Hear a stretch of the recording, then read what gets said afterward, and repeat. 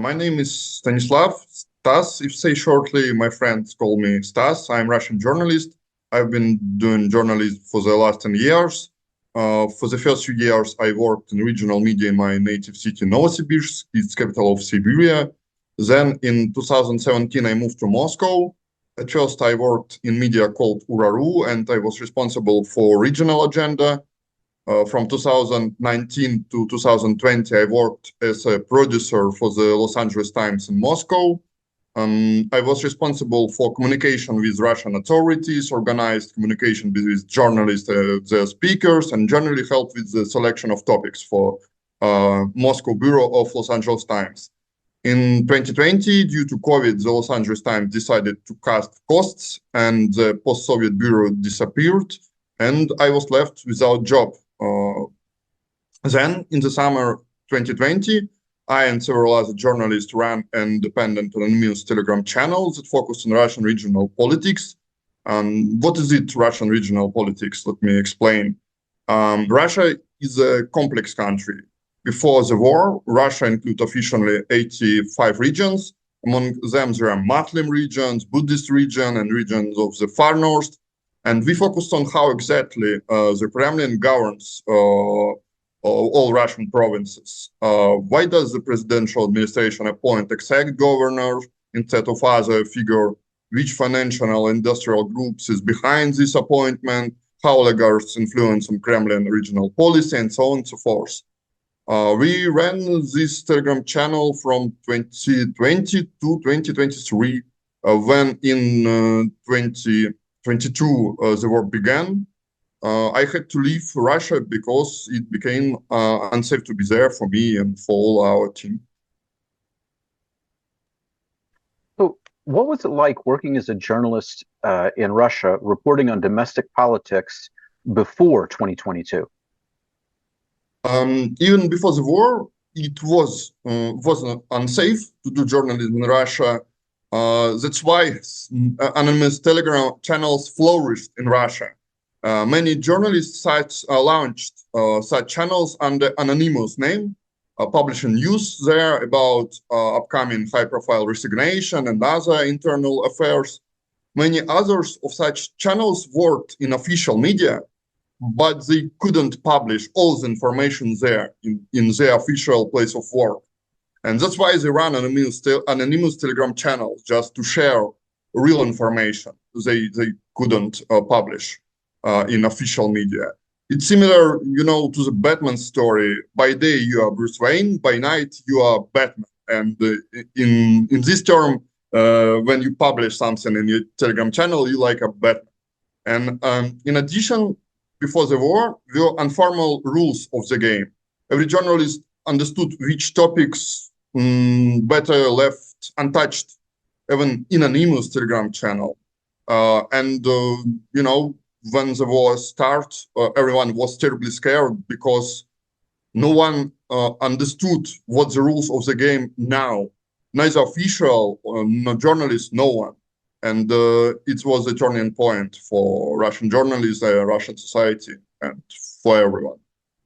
So before the war, before 2022, did you ever receive any threats for the reporting you were doing, or did you ever feel like you were in danger for the work that you were doing? I was very good in question of safety because, as I said, we ran a Telegram channel in 2020, and it was anonymous channel. We used VPN for all our time of our job.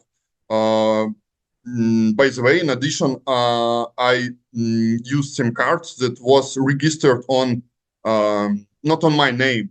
It was registered on some migrant from Tajikistan who had not lived already in Russia, and we strongly belong this security measure, and that's why I avoid any threats in my address. When I worked in like a producer of Los Angeles Times, I also never get some threats because it was softer times that it happened now when Russian government catch foreign journalists like Greshkovich and different figures. Before the war, it was not so often situation when Russian government was so brave to catch foreign journalists. Okay. And during the period before the war, did you ever experience censorship of your work, or did you ever self-censor your work because of trouble you might get into with the authorities? Of course, yes. I'm not so brave like Alexei Navalny or Anna Politkovskaya, and like every journalist, I understand the topics that you better don't need to be touched. And for us, we decided that we wouldn't cover topics that close to FSB, Russian security service, intelligence service. We don't want to touch such topics like Putin family. It's big haram for Russian journalists because Putin family is sacrificing, like his daughters, for example. And I suppose that's all. For us, we had two forbidden topics: Russian security services, FSB, and Putin's family. We touch all other topics. Okay, so what changed with the invasion of Ukraine? It's a good question. As I already said, before the 2022, everyone knows the rule of the game. But then no one knows what's changed now. And everyone was afraid that some kind of martial law would be introduced. And there were many rumors that the borders should be shut down, should be closed. And for me, there was a scary moment when my government sources stopped responding me. And I saw that the message that I sent via Telegram or via WhatsApp was read, but there was no response. And in that moment, I didn't understand whether I was compromised or not. Maybe my sources in government sent all data about me to FSB and so on. I didn't know, and I was afraid. That's why we decided to leave Russia, just for any case. But in addition, in 2022, in March, the State Duma adopted laws that made journalism impossible. According to these laws, any information that contradicts the official information of the Russian Ministry of Defense is declared like discredit to the Russian army in subject to criminal prosecution. Just for example, if you talked about the massacre in Bucha, you will be subject to criminal prosecution because the Russian Ministry of Defense denies this event, denies other crimes that committed by Russian soldiers. And because Russian Ministry of Defense says it's never happened. If you didn't agree with that, you could be under criminal prosecution in Russian law. So if you're a journalist, you had three options in 2022. First option, agree with everything that Russian authorities say. Second option, be completely silent about the war. And I would say this is very difficult because this has been the main event for the last 2 years. It's like don't see the elephant in front of you, you lose all your audience. And third option is leave the country. So you selected the third option. Now that you're outside of Russia, as a journalist, are you still concerned for your safety, reporting on Russian politics still? Yes, it depends on what kind of country you choose for yourself and for your team. I chose Kyrgyzstan in 2022, and it was a good option in that moment. But then situation is changed because Kyrgyzstan right now lives through the same authoritarian processes that I saw in Russia. For example, a couple weeks ago, a local government adopted the same law about foreign agency that Russian State Duma adopted many years ago in Russia. And right now in Kyrgyzstan, in January, 14 journalists were arrested in Kyrgyzstan, local journalists, Kyrgyz journalists, because of their corruption investigation. And also in last year, in the mid of 2023, they caught 3 Russian activists who fled to Kyrgyzstan in 2022 because they were under criminal persecution in Russia. And right now, Kyrgyzstan try to be a close ally of Russia, and that's why it's not so safety to anymore. But if you chose other country like Western Europe, like Germany or France, I suppose it's more secure to cover Russian domestic policy for such kind of journalism. So you're still working as a freelance journalist covering Russian domestic politics, and you're living in Kyrgyzstan.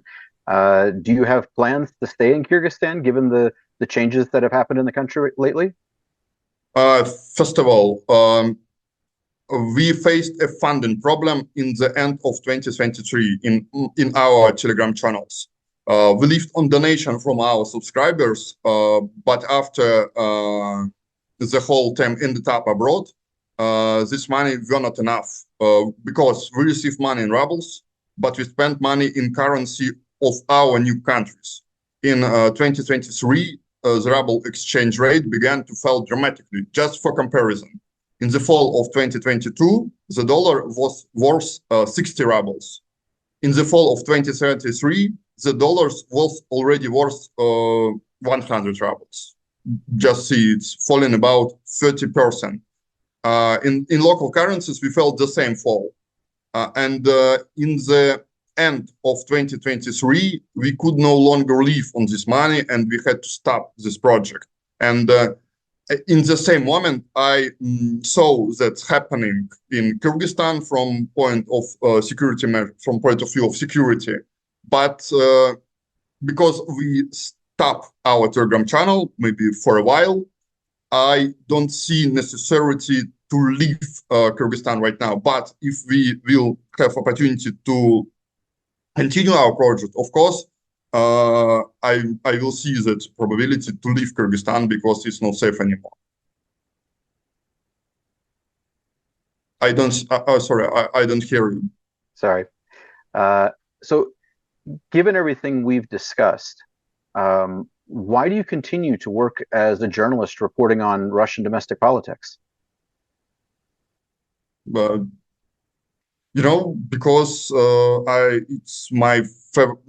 it's everything that I can to do. I don't want to change my profession because I like that, because I suppose it's important profession, and of course I want to continue to work in that sphere.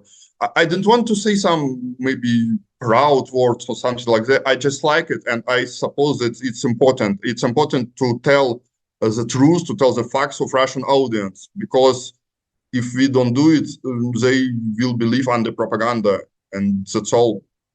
I want to be important for my society, for my people. Well, thank you very much, Stanislav, for taking the time to speak with us today and sharing your experience as a journalist working in, frankly, one of the most dangerous countries in the world for journalists. So thank you very much. Thank you, David. Thank you for inviting me.